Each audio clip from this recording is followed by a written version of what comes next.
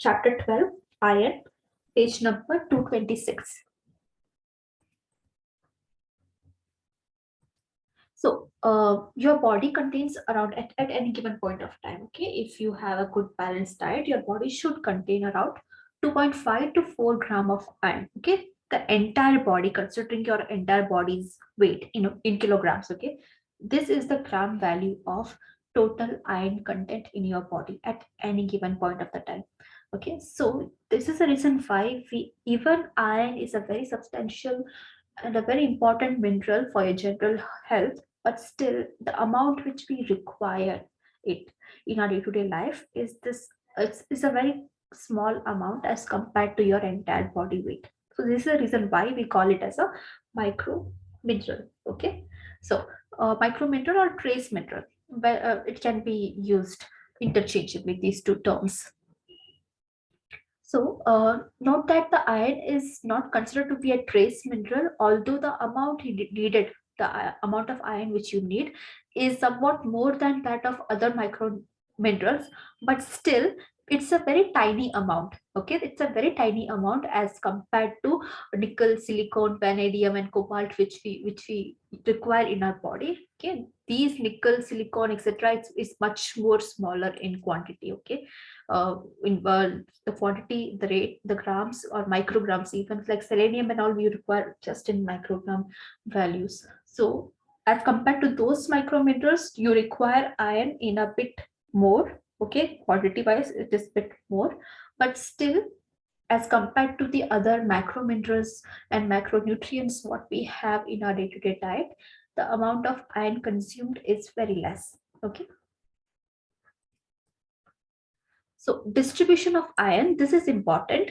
So you'll find a similar table on page number 227. Okay, percentage distribution of iron in your body, page number 227. So please mark that page as important. Mark this table as important.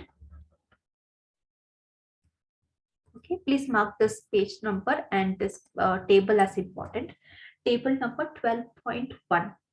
Percentage distribution of iron in your body. So the total body, you have seen it is around just 2.5 to 4 gram. Here this is a different source, but still it is more or less very same. Okay, 3 to 5 gram or 2.5 to 4 gram, just few grams difference. Okay, so just follow your textbook for that. So 60 to 70%, 60 to 70% of the entire this few grams of iron in your body, 60 to 70% of this iron is found in your hemoglobin. Okay, and where do you find the hemoglobin? Where do you find the hemoglobin? You can answer in the chat box. Try to be specific if possible.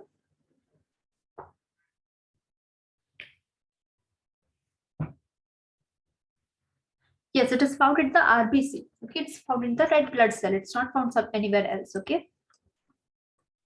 Even if your bone marrow is the site of production of hemoglobin, but hemoglobin as it in its mature form is never found in bone marrow. Okay, you will find reticulocytes in bone marrow which are like immature in form. When they lose their nucleus, that's when you get hemoglobin. Okay, you get RBC has the capacity of holding up to hemoglobin and then delivering its function.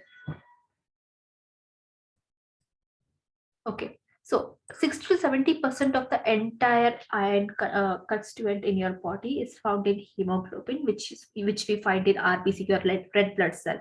Okay, the remaining 5 to 30, 15 to 30%, it is stored in your liver as well as the reticuloendothelial system. That is your bone marrow, spleen. Okay, the place where the blood RBCs are formed and the place where the RBCs go to destroy themselves after 120 days. Okay, so these entire organs, they form the reticuloendothelial system.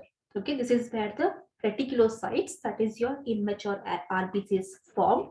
Okay, and then hemoglobin also forms as a side process. Okay, and then in the spleen, they get destroyed. Okay, So this is where the in your liver and in your spleen, your bone marrow and spleen are the part of your RE system, that is reticuloendothelial system, as ferritin and hemosiderin. In your liver, if you get a question that what is the name of the iron that is stored in liver, okay, what is it called? So the answer is ferritin. Okay, you don't the liver does not store iron in the form of iron what you get in your food. Okay, it undergoes various processes along with some enzymes and coenzymes. It goes several processes, and then it becomes ferritin, the iron which you consume in your food. It becomes ferritin, and only in the form of ferritin your liver can store iron. Okay, your blood has iron in the form of transferritin. Okay, not the hemoglobin but the transferritin, which is able to carry the iron which was absorbed by the small intestine, then move it to other places. Okay, then hemosiderin is what you find in your reticuloendothelial system, that is in spleen as well as in the bone marrow. Then 4% of your heme or your iron is found in the myoglobin. Myo means anything related to the muscles. Okay, so globin is protein. So 4% of the iron is found in your muscle proteins. Then 0.1% is found in blood plasma as transferrin. Transferrin, from the name itself, you can understand it helps in the transport. Okay, from the moving the mineral from one point to another. So transferrin. This is a form of iron which helps again in the transport of iron. The form of iron that helps in the transport of iron is called transferrin. Okay.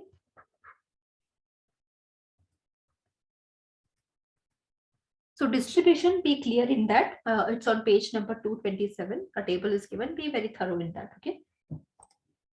Next, the functions of iron: transport and storage of oxygen, because we have seen that the each gram of hemoglobin that your RBC has, it has about 3.4 gram of iron. Okay, it's given in the textbook. Each gram of hemoglobin has the capacity to carry 3.4 microgram of iron, and because of this capacity, the oxygen molecule is able to bind itself to the hemoglobin, and because of which your RBCs are able to transport the oxygen from one point to another.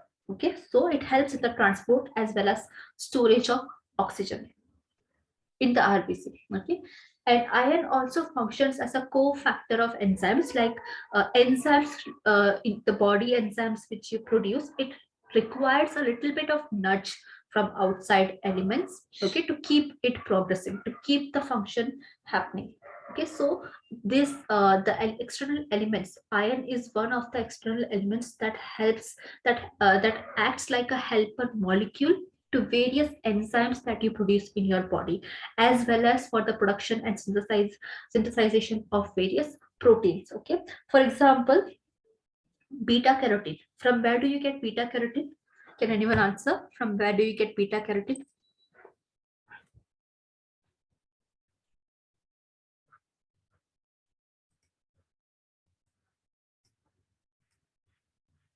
Beta carotene, yeah, it's a form of vitamin A. From which source?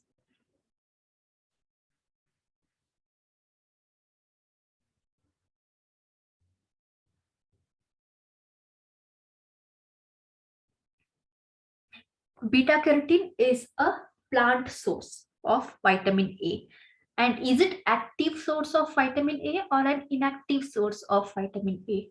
Beta carotene.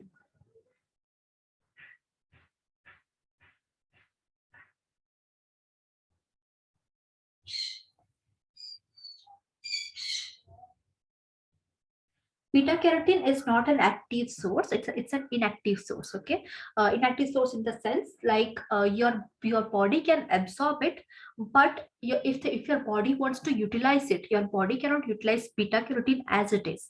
Okay, your body has to convert beta carotene into active form of vitamin A. Only then this the vitamin A derived by beta carotene can be stored as well as utilized by the body. Your body cannot utilize beta carotene as it is.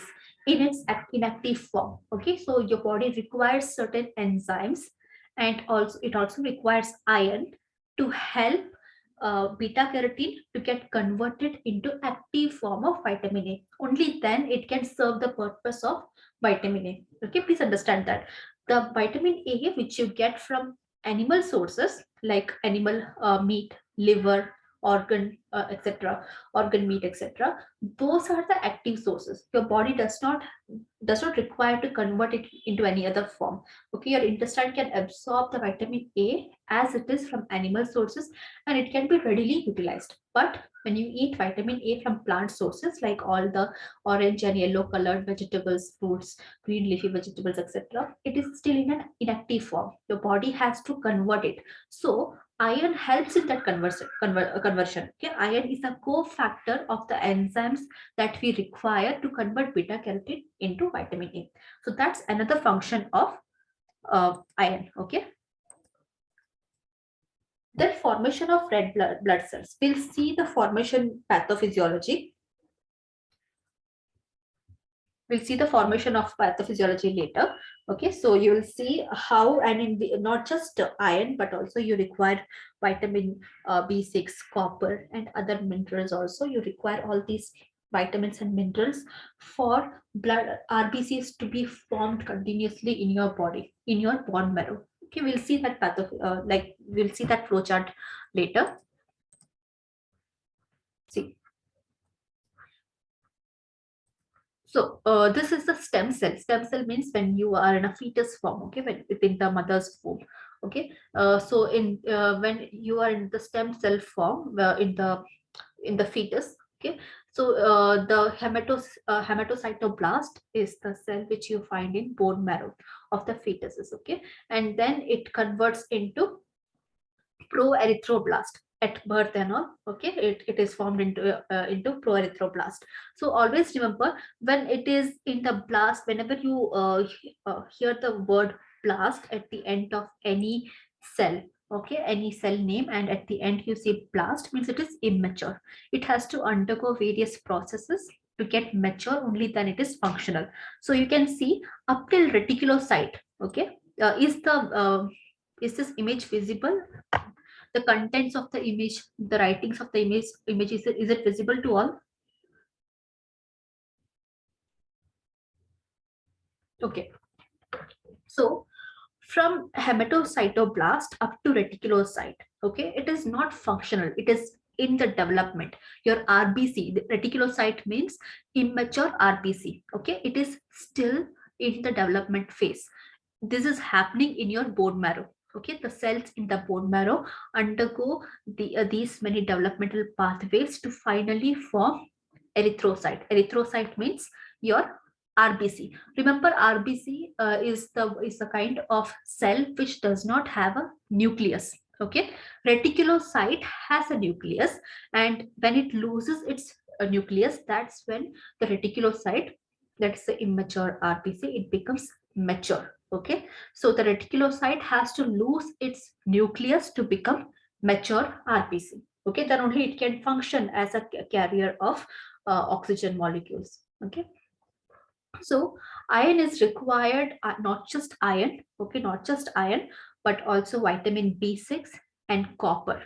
Okay, you will see the detailed explanation in page number 228, formation of RBCs, when you read that paragraph.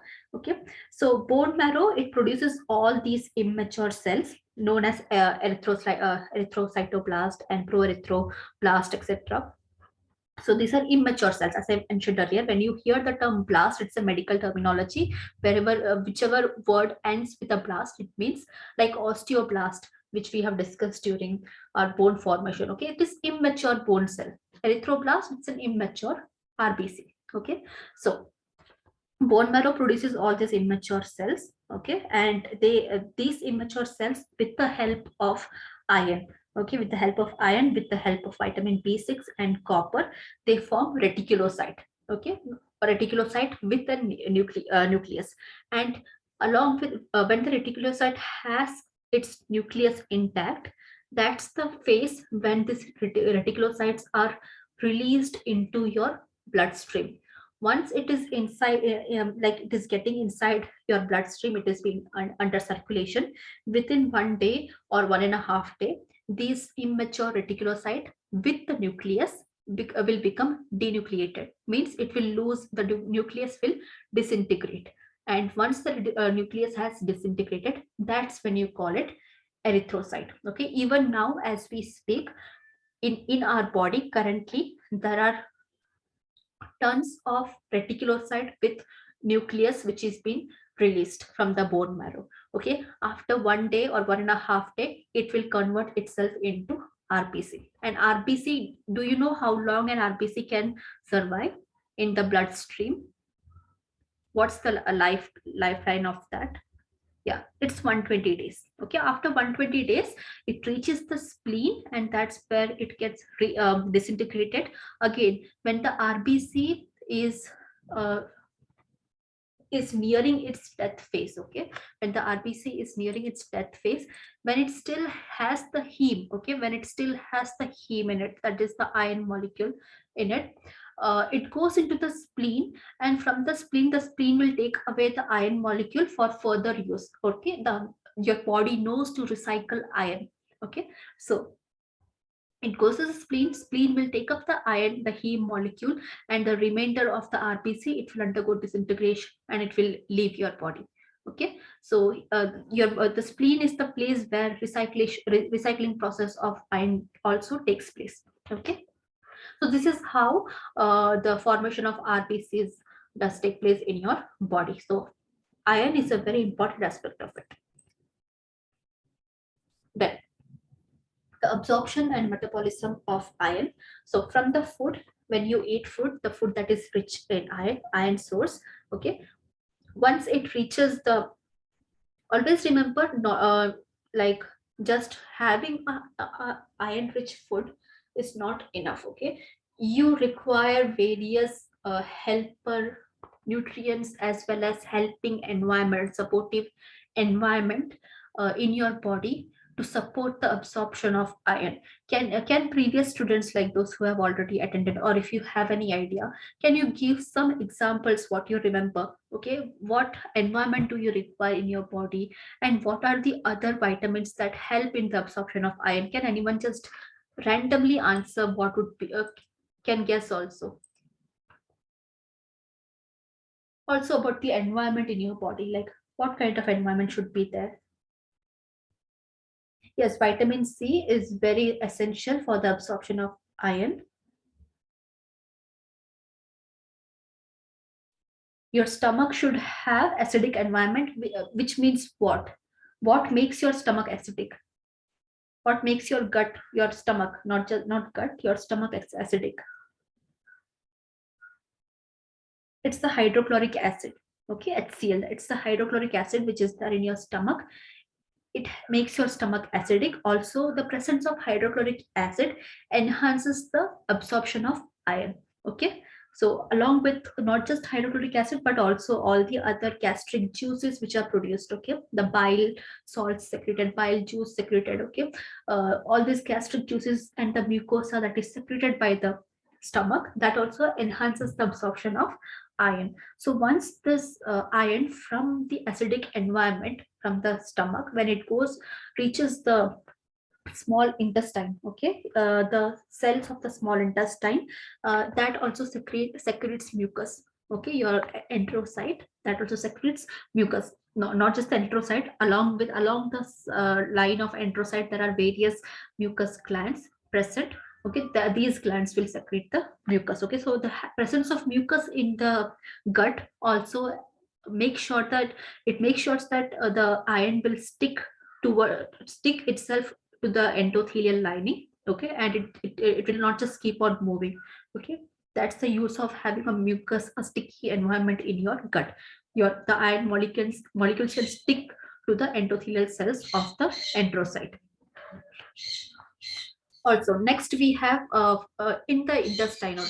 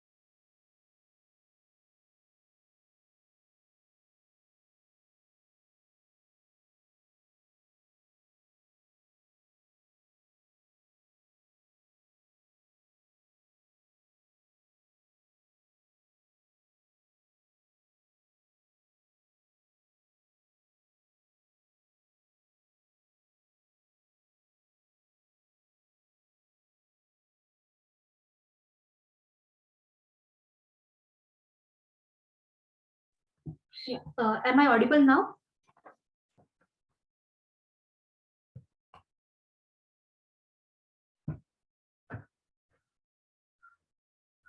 Okay. So where was I here? When the iron reaches your small intestine, with the presence of mucus, okay, the presence of mucus in the small intestine helps the iron molecules to stick to the endothelial lining before it gets passed on into the large intestine and all, and then out of the body. Okay. Even if you like, for example, at one time in one meal, whatever iron you are having, only some percent of that iron will be absorbed. Okay, remaining the entire iron what you had in the meal, that will be leaving your body via the fecal route. Okay, so the presence of mucosal membrane as well as the mucus secretion in the gut, it ensures that the iron sticks to the endothelial lining and it can be readily absorbed by the brush cells of the enterocytes. Okay, the brush like this villi which you see, okay, the finger like projections. So through this enterocyte, the ferrous iron, it will enter the enterocyte, and with the because of the presence of, once it enters the enterocyte, it becomes ferritin. Okay, and ferritin has two roles. uh, the iron in form of ferritin, some part of it will stay back in the intestine, not the entire iron which your intestine has absorbed will be released back into the blood circulation. Some part of this iron will stay back because it acts as a ferry. Okay, this ferritin molecule, it acts as a ferry, it acts as a transporter within the cell. Okay, to pull in more ions. Okay, more ferrous ions, and then pushing them out of the enterocyte into the bloodstream. Okay, so with the help of apoferritin, the iron molecules which you have just absorbed, apoferritin helps it to convert itself into ferritin, and ferritin, some part of it will stay back, some will just move out of the enterocyte into the bloodstream.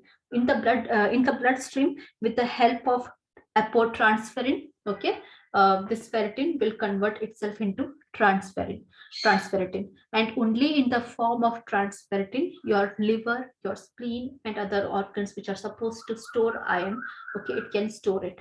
Your body cannot store iron in the form how you eat it. Okay,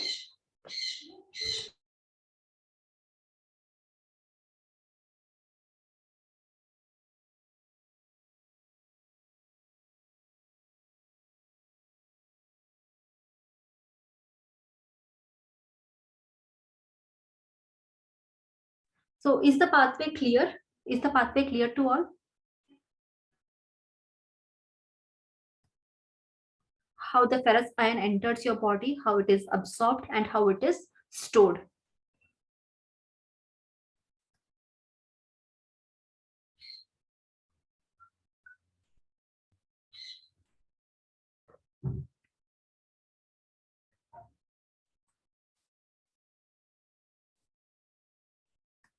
Ferroportin means here, see, the using the terminologies of apoferrin and apotransferrin. Okay, your intestine has apoferrin, which helps to convert the absorbed iron molecules into ferritin. Okay, and your bloodstream, it has apotransferrin. Okay, that helps to convert the ferritin molecules into transferrin. Okay. So ferroportin, it's a terminology which we use to describe both this apoferrin as well as apotransferrin.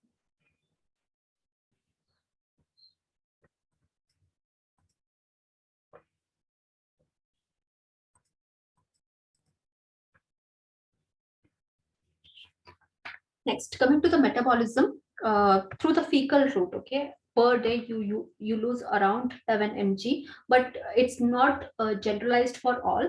The amount of iron which you lose on a daily basis through fecal route, it depends. It completely depends on the amount of iron which you have in your food. Okay, if it is less than, for example, if you're having less than 10 mg of iron per day, the fecal loss will not be 11 mg, it will be much lesser than that.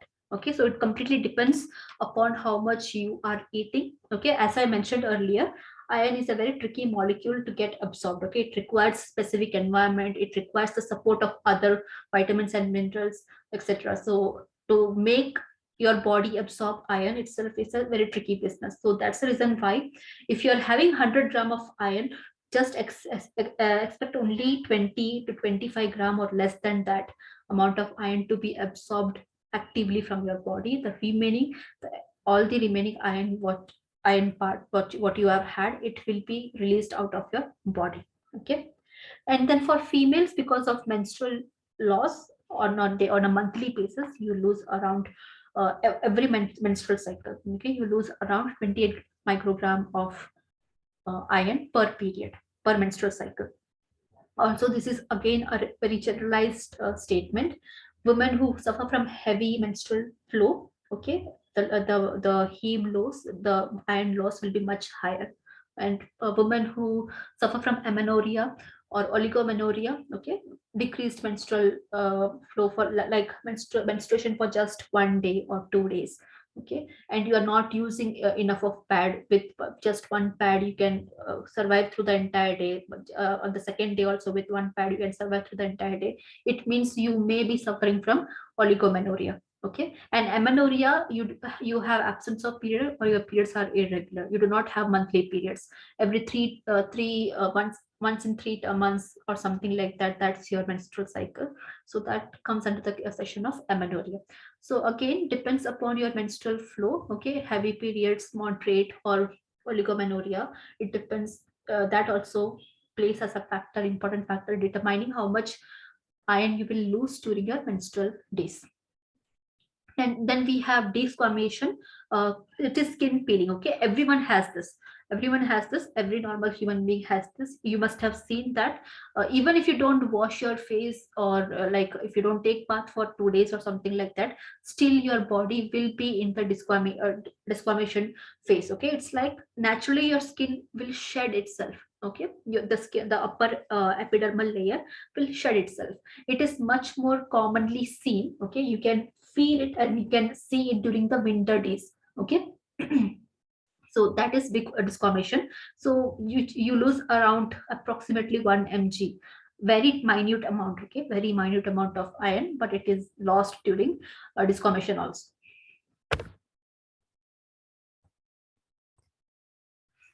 So iron balance basically means that, as I mentioned earlier, your body knows how to recycle iron.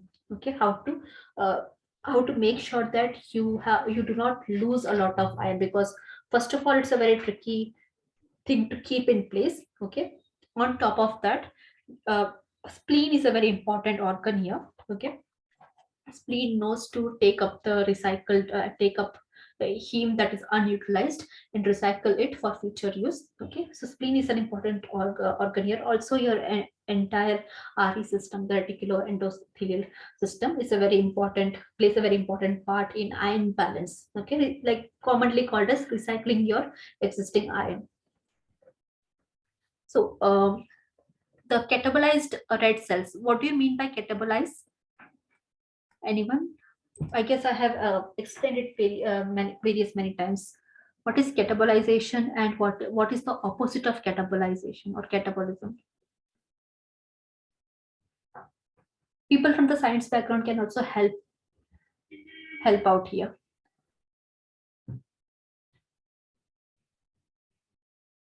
Yeah, catabolism is the opposite of anabolism. So what is the meaning of catabolism?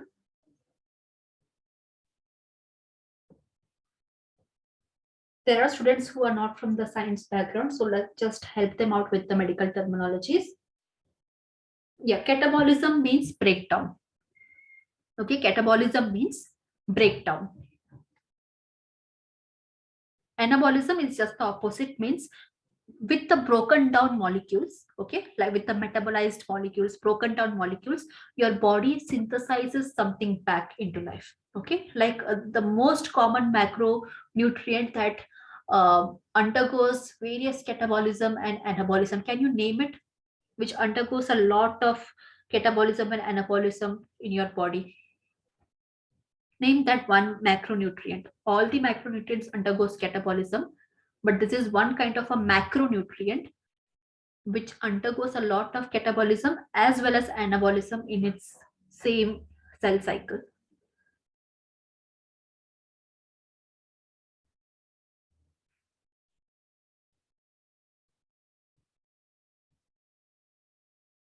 No, it's not ferritin, it's not iron, it's a macronutrient.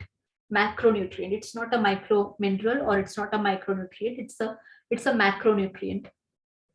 Yes, it is protein.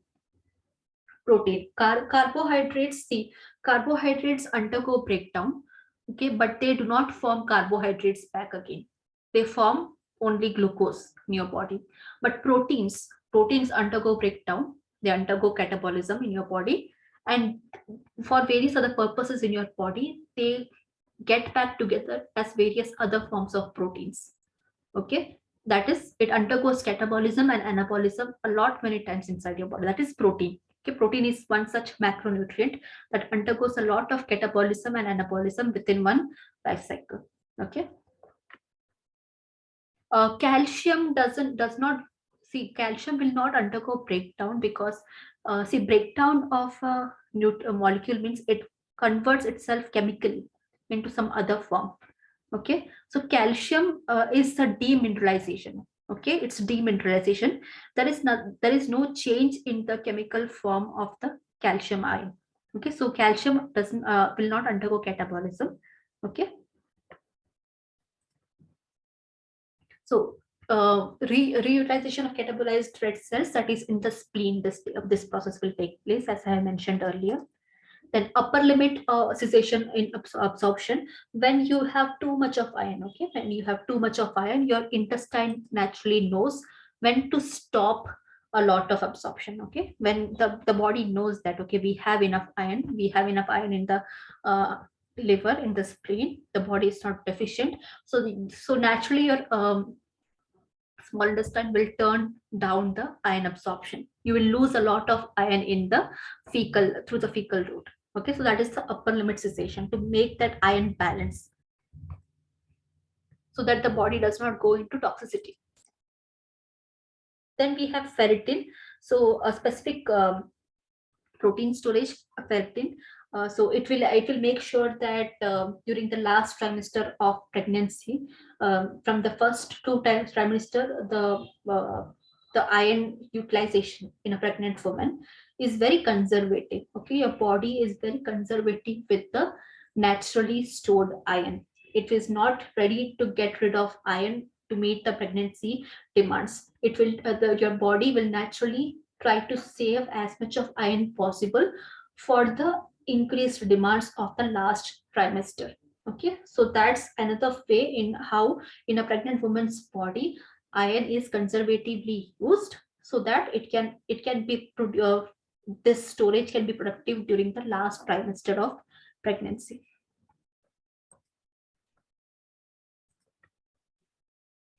There are two types of forms of iron, two kinds of iron. One is heme, so it is the naturally absorbed form. Okay, it is bioavailable. Whatever food which you have, which has a heme content in it, okay, it is naturally absorbed. For example, most of the iron from the animal sources. Okay, when you have organ meat like animal livers, okay, or other any other organ meats like kidneys and all, so it has a natural form of iron along with the heme. The iron is in its heme form, so the body readily absorbs it. So that it is more bioavailable as compared to non-heme. No, non-heme iron is the ones which you usually get from your plant sources.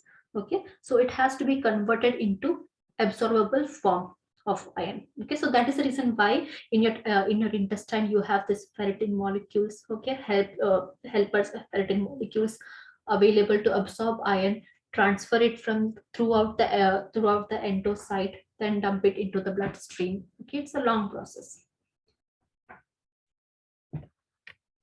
So even when you have this iron tablets, okay, the iron tablets which are non-heme in nature, it has a lot of side effects. Okay, you have to take it on empty stomach. Somebody has mentioned like what environment do you require. I guess somebody had mentioned that you should take iron on empty stomach. It's not true for all the sources of iron. Okay, only the non-heme sources of iron should be taken on an should not be taken on an empty stomach. All the other forms of iron, usually the animal forms of animal sources of iron, you can take it on an empty stomach. Okay, non-heme sources of iron, you require something else in your stomach, ideally a food that is rich in vitamin C. Okay, a food that is acidic in nature. You have already had something and you are topping it up with an iron source. Okay, for example, when you have something on empty stomach, the hydrochloric acid in secretion is quite low.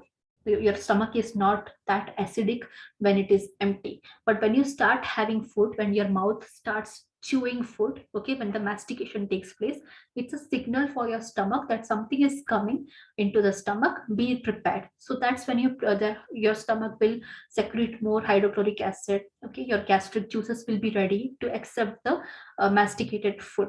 Okay, so when you have food, don't try to have if it is from the plant source, don't try to have iron rich plant source food on empty stomach. Okay, have something that is you have a citrus fruit or something else that is rich in vitamin C, and then top it with the a good source of iron, a food that is a good source of iron. Okay, so it obviously it requires acidic environment, and the heme iron, it is not affected much by the stomach acid, because if you have non-vegetarian food, if you have it on empty stomach, or you have it on full stomach, the absorption ratio is not much affected by all these environmental characteristics. Okay, synthetic iron salts cannot come under this thing. The laboratory made iron salts will not come under the non-heme.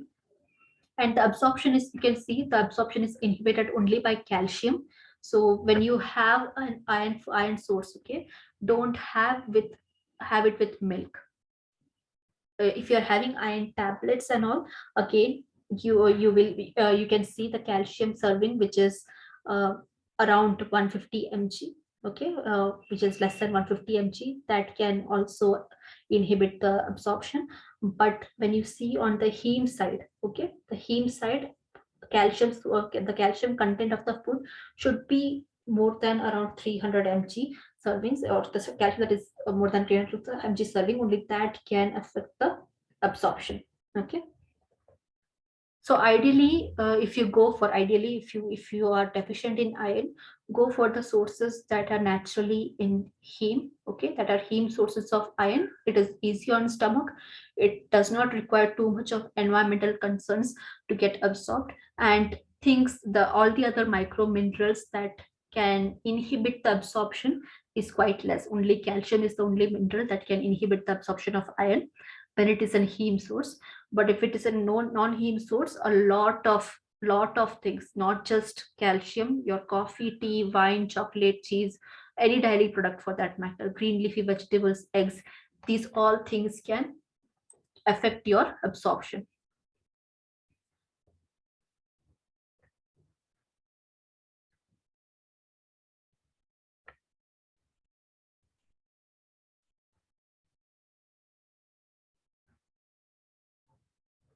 See, curd, greens, you can take it with curd. It's not a bad thing, because see, curd does not have vitamin C. Okay, curd does not have vitamin C. Curd has lactic acid. It's sour in taste, doesn't mean that it has vitamin C. Curd does not have has vitamin C. Your milk is naturally, it's not a good source of vitamin C. It does not, your milk does not have vitamin C. Okay, so curd you can take with greens. It's not harmful. Okay, for a good source of protein, curd is a very good option. Okay,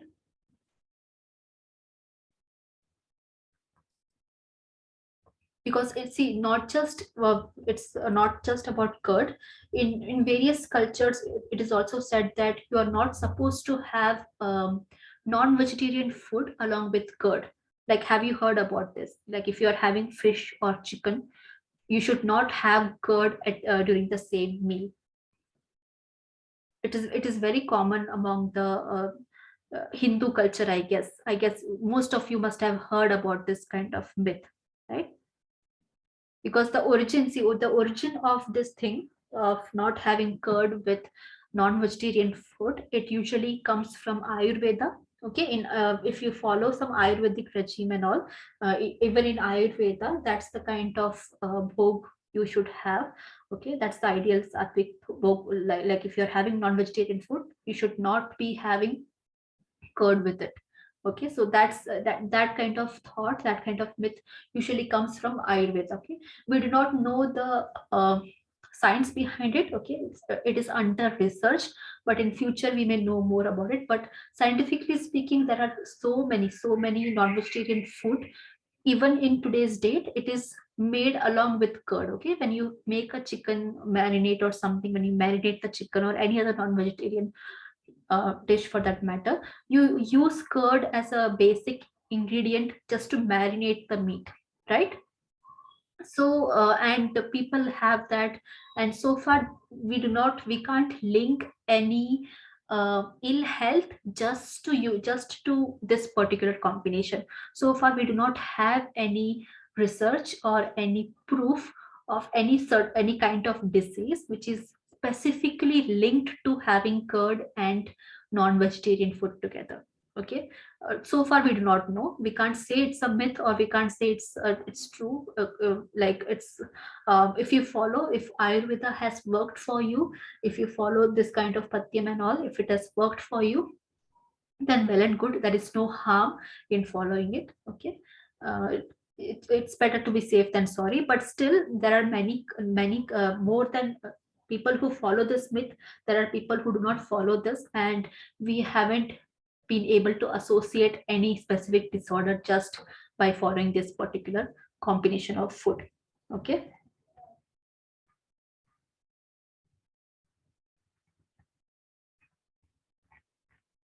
Yeah, there are various other combinations like of food which should not be had, but you have to check if this myth is true only to India, or even if it is true in other nations. If it is only followed in India, most probably the foundation of this myth is coming from Ayurveda. Okay, because in Ayurveda they also follow specific kind of diets one should have based on their vata pitta kapha imbalance and all. Okay, so based from that kind of ideology, these kind of beliefs arise.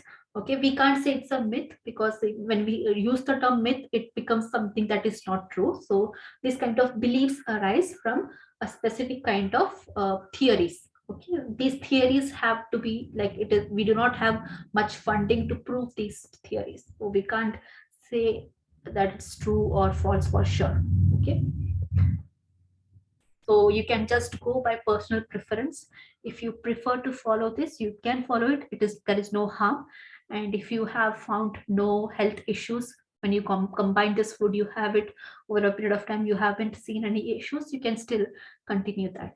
Okay, it can as of now, it's just a personal preference one can have. Basically, this kind of beliefs come from the notion of vata pitta kapha imbalance, which is the foundation of how Ayurveda works. Okay. So next is enhanced absorption factors, which are the ideal category in your body environment. Also, various combination of foods which should be taken, which should be avoided to have the best iron absorption. Okay. Dates with milk is a very common way of having iron as well as calcium, but we have to study it for a very long time. Find a person who is calcium as well as iron deficient and put them on this regimen, and just check over a period of a month or two how they're responding. Okay, we do not know, because dates, it's not just iron, they're not just rich in iron, there are various other minerals.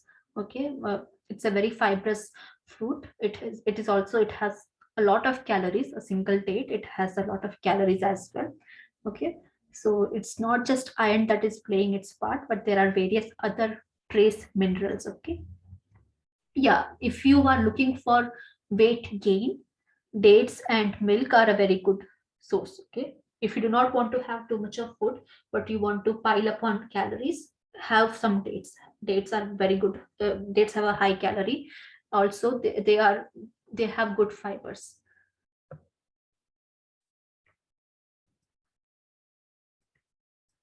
So increased acidity, as we have mentioned earlier, have fruits that are rich in ascorbic acid, vitamin C, citric acid. Okay, very good. Just have some fruits before you have a iron rich food source. Okay, that will increase your stomach acidity as well as the presence of vitamin C, because citrus fruit naturally will increase your acidity in your stomach. Next, we have animal tissue protein, having non-vegetarian food. It's not an ideal option for all those who are non-vegetarian. Okay, you can go for if we are having milk, it's not ideal, okay, to absorb iron, because milk has calcium, which can inhibit the iron absorption. So for non-vegetarians, it will be a tricky position to include animal protein.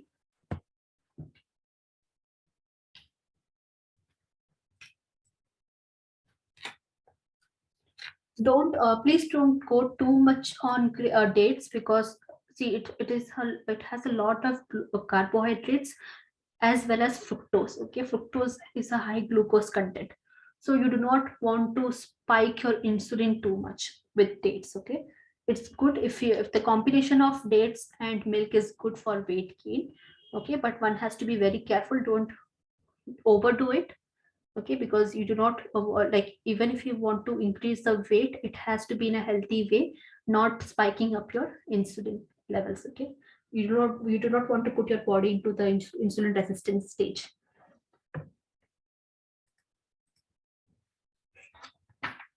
So meat, poultry, chicken, or duck, okay, or fish, okay, they all have this muscle protein factors, etc., that increase the absorption of iron by twofold.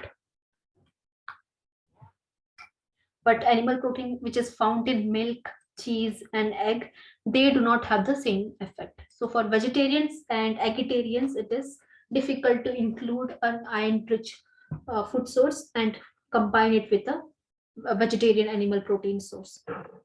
It's not vegan, vegetarian. Okay,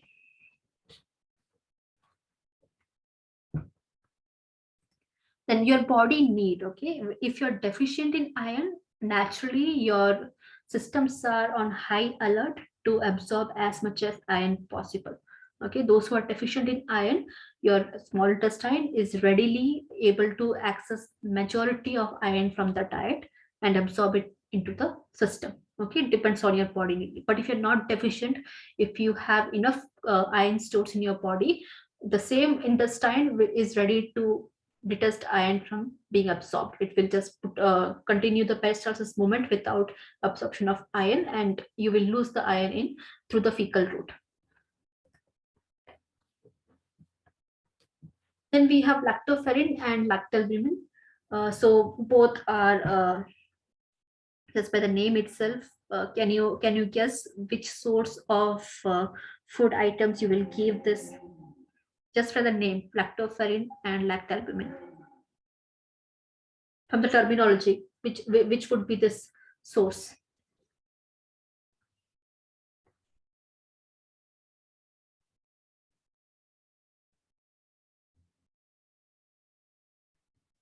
Yes, it is dairy and milk. Okay, specifically, it's we are talking here about the human breast milk. Okay, so human breast milk has this lactoferrin component to it. So milk, which because of its calcium content, it is an inhibiting factor for iron absorption. But breast milk has lactoferrin, okay, which makes the bioavailability of, which increases the bioavailability of iron. Okay, so even in cow's milk, okay, the children who are weaning out from the mother's milk, and when they're put on cow's milk, cow's milk will also have the same action.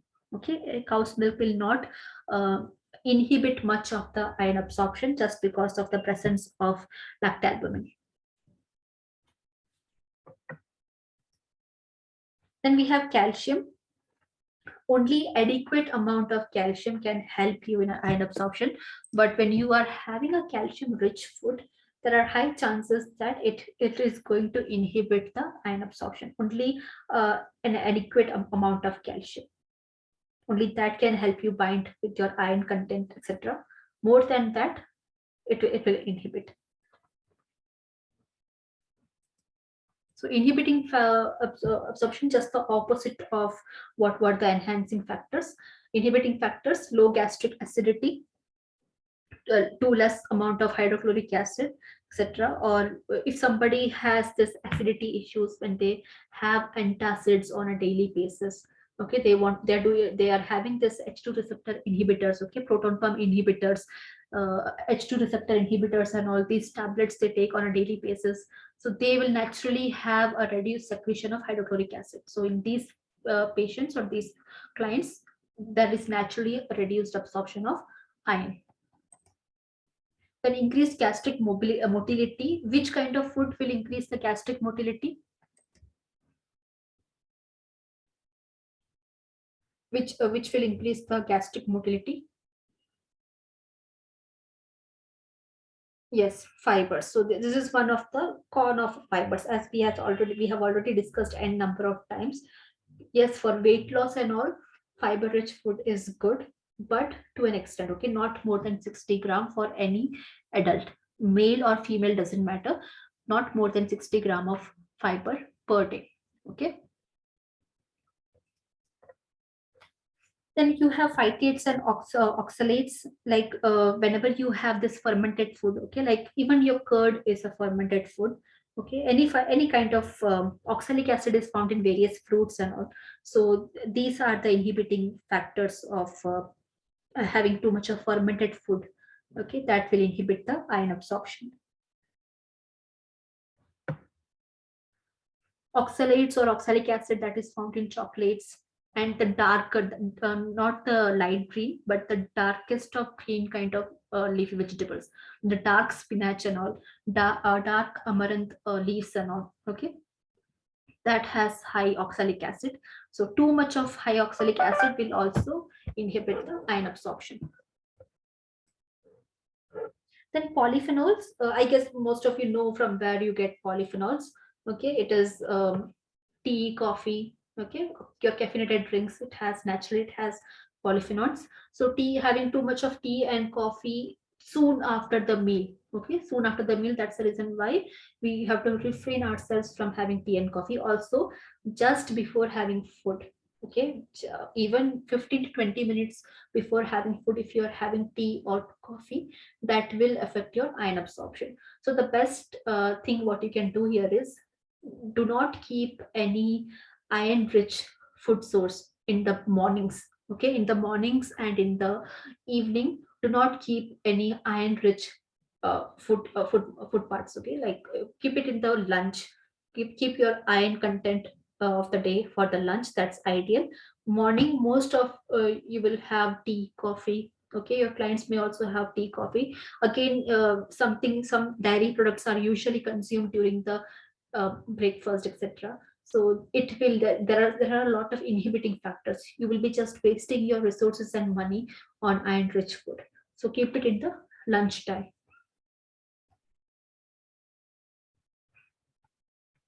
Yeah, even green tea.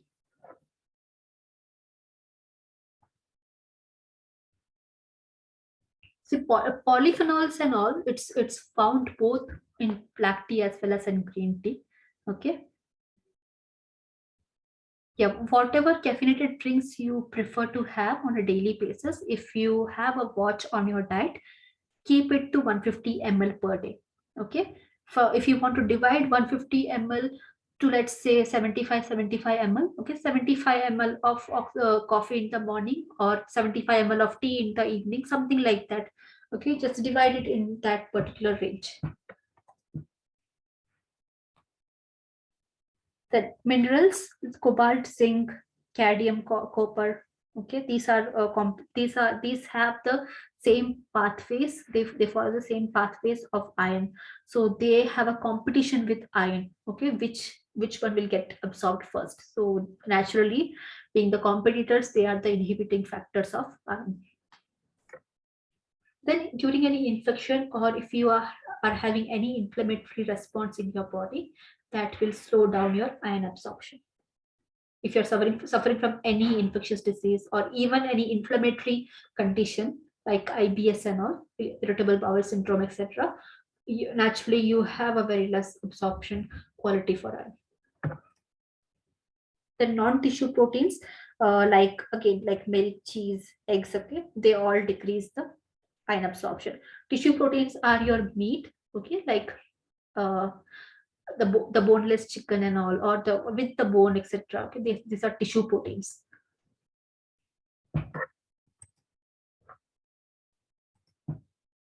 Next, overload of iron, very rare, not that common. It's a very rare condition. Usually, it's seen in some miners and all. Okay, it's kind of an occupational disorder, we can say that. So in mining community, those who work in iron ores, iron mines and all, so in that community it's very common. Okay, hemochromatosis. So you can see the difference between a normal healthy liver and how an hemochromatosis liver looks like, because if there are too much of iron in the body, most of it will be get dumped in the form of transferritin in the liver, get ferritin in the form of ferritin in liver. Transferritin you will see only in blood, okay, blood and the blood plasma. So the liver is the liver has got disposed of with too much of ferritin, and it affects the innate liver tissues. Okay, the hepatic cells will be affected in its morphology, etc.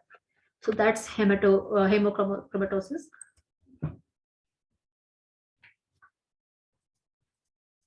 So one of the classical feature of people who suffer from hemochromatosis is that they have a very rusty appearance of their eyelid, and this is because of the accumulation of too much of hematite, that is the iron ore dust.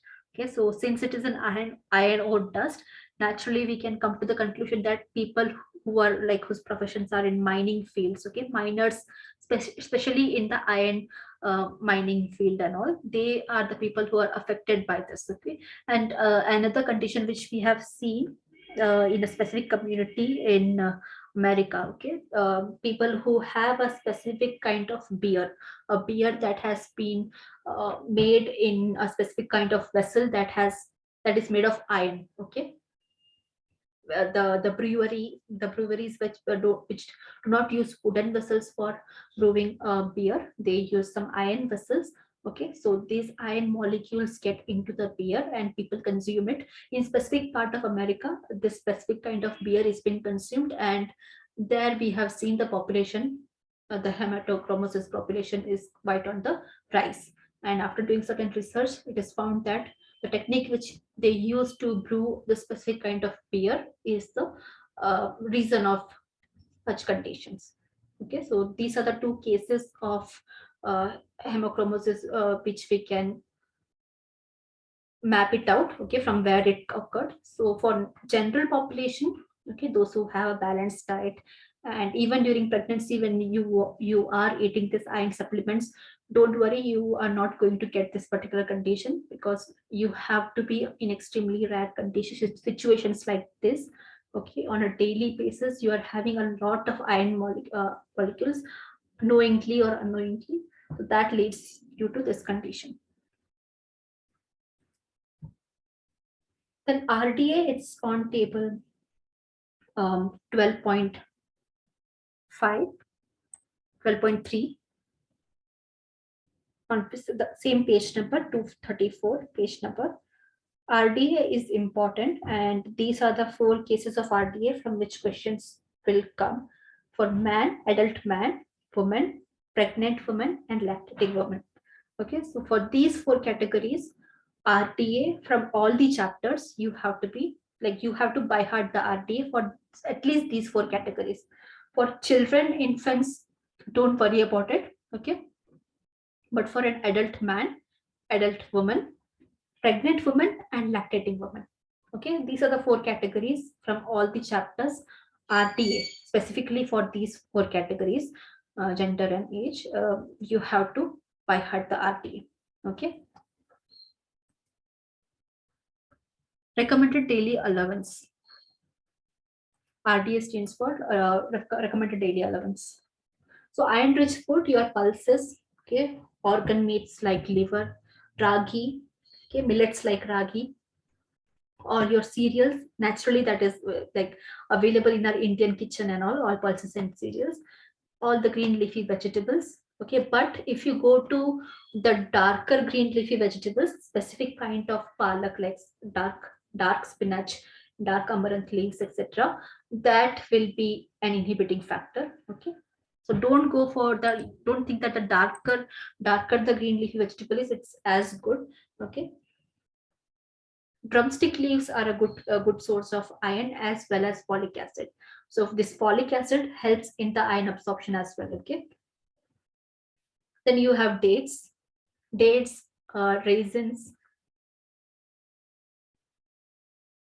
dates as well as raisins are a good source of iron.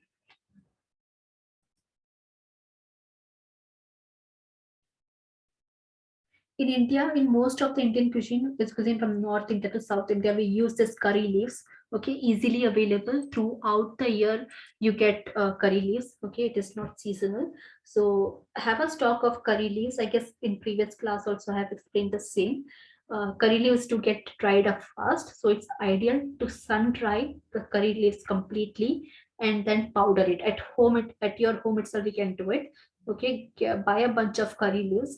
It's cost effective, it's not that expensive, and I guess in most of the households you do have a curry leaves uh, plant, or in some households, if they are lucky, it grows into a huge tree. Okay, so get a lot of curry leaves, just take out the branches, only the leaf, sun dry it. Okay, and then powder it. Use it in on your like, don't use it at the start of the cooking. After you have completed the curry or sabzi, just sprinkle a teaspoon of curry leaves over it, mix it up and keep it. Okay, because if you like, usually ideally how we use curry leaves in our Indian cooking, we use it for tempering, and then we'll add the vegetables, etc. Okay, so for a lot of time the curry leaves are in oil as well as in water, you lose a lot of iron quality in that. So sprinkle the powdered curry leaves at the end. Okay, so you can enhance the iron content of your food, and keep it for the lunch only, as I mentioned earlier. Avoid having doing this to your breakfast food, breakfast meals or the dinner meals. Okay, because in dinner also, most of the people who prefer to have oats or prefer to have a glass of warm milk before you hit the bed. Okay, so this will inhibit the iron absorption. So keep your iron rich food only for the lunch. That's the most ideal way to enhance the absorption.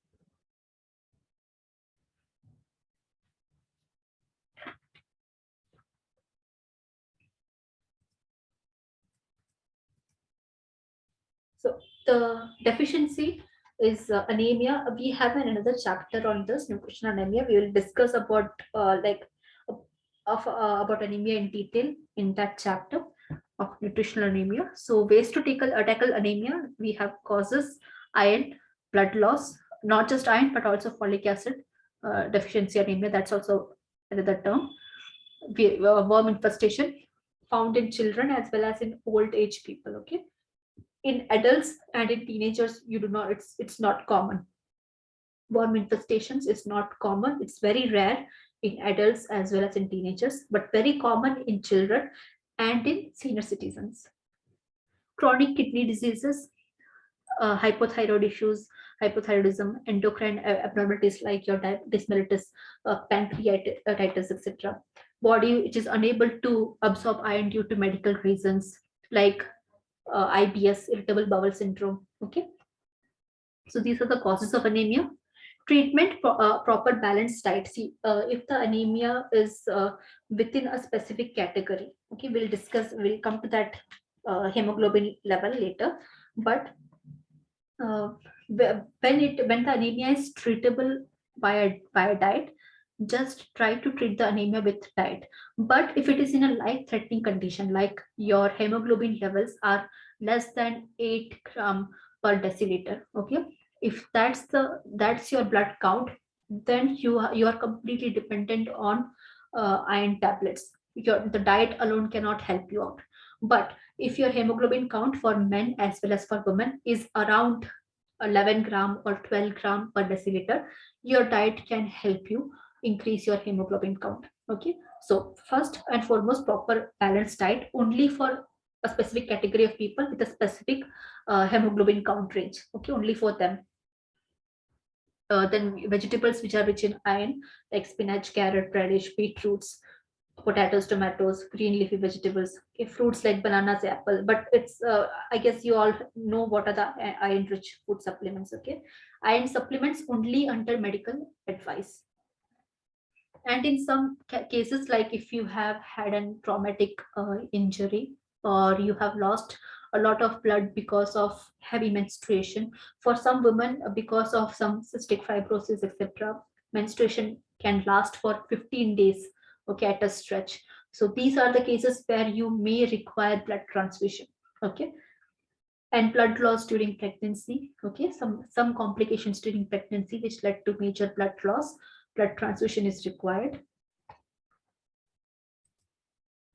So symptoms of anemia: weakness, generalized weakness, fatigue. You do not have the energy to do anything.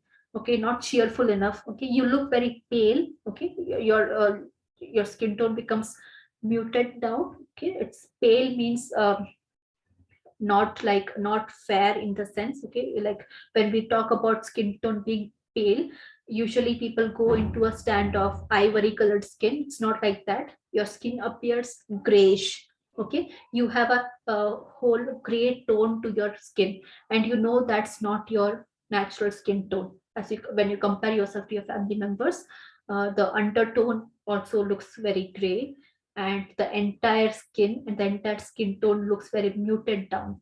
Okay, like the color of your lips is grayish and it blends properly with your skin tone. It means you have a pale skin tone because of anemia. Then increased heartbeat, pale and dry skin, irritability. And how to diagnose it? You have to do blood test, RBC, WBC count. Okay, the easiest and the quickest form is getting a hemoglobin test, but again, hemoglobin levels are not that conducive to diagnose anemia. You require your transferritin levels as well as ferritin levels. Okay, only these two levels are conducive to determine in which phase of anemia you are in. Okay, hemoglobin levels will just give you an iceberg view of it. Okay, somebody please mute down your volume is going on. Please check.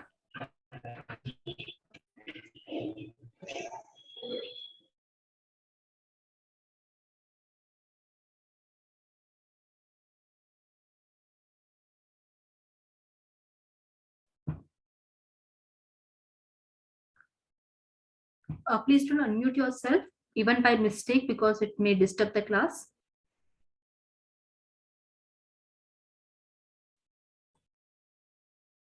Okay. So causes of iron deficiency during adolescence, when naturally there is an increased need. Then we have menstruation, pregnancy, lactation, and cancer. In some cancers, when there are internal bleeding and all, which is going on, malignant cancers, when internal bleeding is going on, you go into a stage of iron deficiency. Then we have insufficient intake, like vegan diet, limited diet, like you put yourself on this liquid diet, crash diet to lose some 10 kilos in 15 days or something like that. Okay, when you put yourself through such crash diets and all, you incur iron deficiency. Malnutrition, decreased absorption, because when there is too much of gastric pH or too low gastric pH. Any bariatric surgery, like people who are in in a specific obesity range where they require surgery to cut a segment of their stomach out to aid them in losing weight. Okay, that is the bariatric surgery. etc. So people who have undergone such surgery, they naturally have, because stomach acids are required to maintain a healthy environment for iron absorption. But now you have took out a segment of your jejunum and stomach, it is not conducive for iron absorption. Vitamin C deficiency naturally leads to iron deficiency. So this is the diagnosis: serum ferritin level, serum transferrin levels. These are the levels you have to study more on. Okay, serum iron levels can also help you out, but don't just blindly go by the hemoglobin levels. Okay, that is the reason why we have not mentioned hemoglobin here.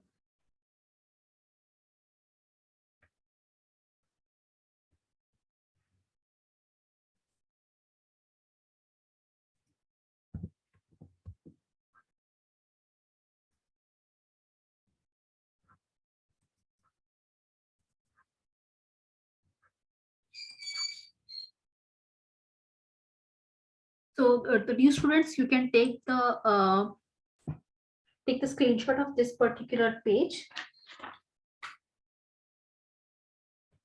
Also, diagnosis of iron deficiency is given on page number 242. Something very similar, but exact values are shown in this particular picture shown on the slide. Yeah, iron supplements too. Supplements will give you constipation. That's the most common symptom which we have seen in people who get iron supplements. Usually, it's pregnant women. They suffer from constipation as well as dark colored stool, because the natural color of ferritin, once it gets into the body, okay, it's dark in color. So you have a dark constipated fecal movement. So that's an issue with iron supplements. But again, nowadays we have better formulation. Nowadays it's a bit pricey, but still you get a better formulation. The ones you get from the primary healthcare centers, you still have the same symptoms. Okay, but again, you have pretty good formulations nowadays.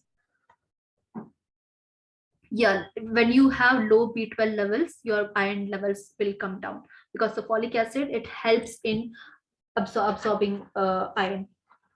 So that is the reason why when you get iron supplements, it's not just ferrous sulfate, but also folic acid. Okay, folic acid, it is the vitamin B complex vitamin. Okay.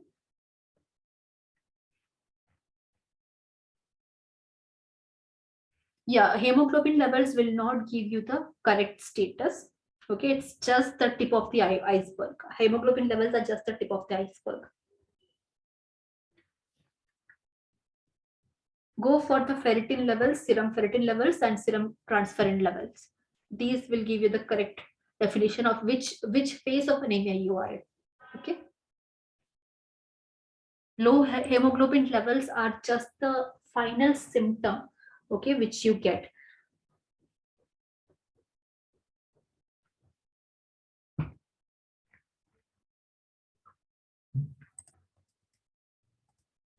Then treatment, we have oral administration of ferrous sulfate iron tablets, 50 to 200 mg. It depends upon one's age. Okay, um, the dosage what we give, it completely depends on what age group the patient is.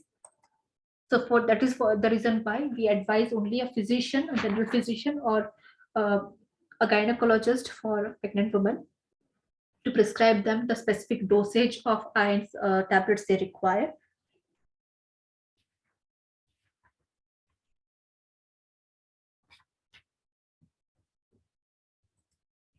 And in prevention, we can give dietary improvement in the initial stages of anemia. Dietary improvement can help. And supplementation, same ferrous sulfate as well as folic acid tablets. Then fortification, like now we have the salt fortified with iron. We have a Tata Salt range also. I don't know about other brands, but Tata Salts, they have started with a uh, many years back. It's not something new, but many years back they have started with fortifying their salt, not just with iodine, but also with iron. Okay, so fortified salts are available. Some of the flour which you get, like the atta which you get outside, okay, marketed, like it is produced, manufactured outside, So those atas are also, flours are also fortified with iron. Okay, you can check that in internet which brands have this fortified atta.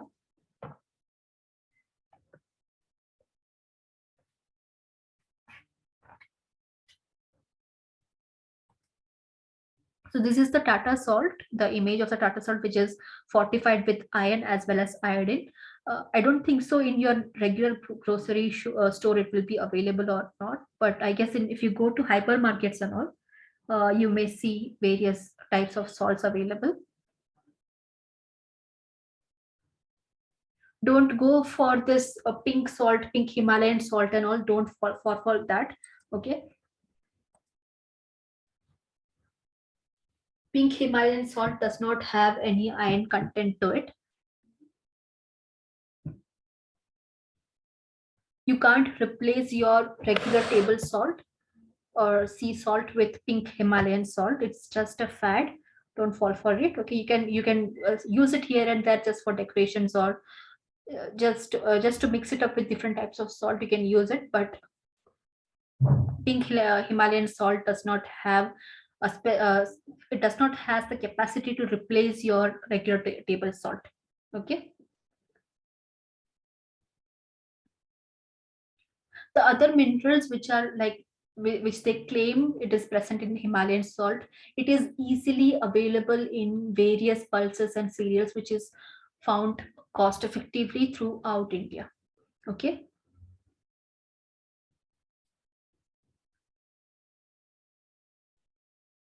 So just because of its mineral content, you're going for pink Himalayan salt. It's not a good idea. Okay, you can get avail these minerals with other fruits, vegetables, fresh fruits, vegetables, cereals, and pulses available throughout the country. Okay, so pink Himalayan salt is not the answer for it, and definitely it can't replace your iodized salt. Okay, because remember this thing, iodine is a content which is naturally available in the coastal areas of India, not the mountain sides. Okay, not the northeastern northern sides of India. The soil in these parts of India, northern parts, northeastern parts, the Himalayan range and all, it's the soil is not good in iodine content. Okay, so the main use of salt nowadays, it's not just to provide you with sodium chloride, but it is also to prevent goiter among the Indian population. So the pink Himalayan salt can't do that. Okay.